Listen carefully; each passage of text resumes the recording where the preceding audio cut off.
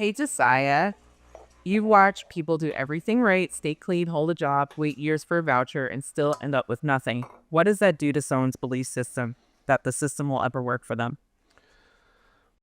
What it does is it forces people to give up.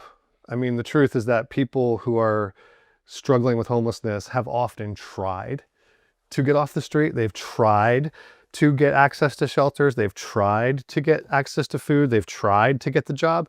And I think the truth is that after you've tried and you failed and you've tried and you failed, eventually it's just better to quit. Eventually you make peace with where you are. And I've seen that people who are living in the streets often grow what people outside the streets perceive as comfortable.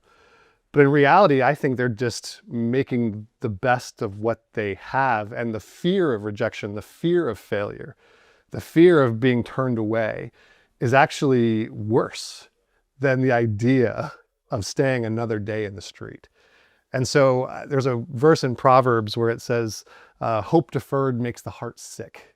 And I really believe that that is the issue. I really believe that many people in the street, that their hope has been deferred and their heart is sick as a result. And the devil they know is better than the devil they don't. So that's why I think many people, it's harder to get off the streets the longer you're in the streets. Not because you like the streets, but because you have realized that just the fear of rejection one more time is just too much to bear.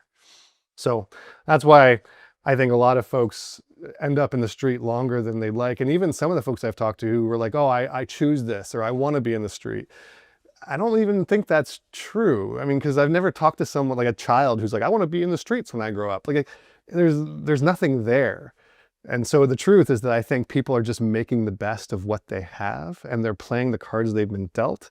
And so I don't think anyone chooses to be homeless. I think people choose to try to maintain some sense of autonomy and some sense of choice in their life, just like any of us would.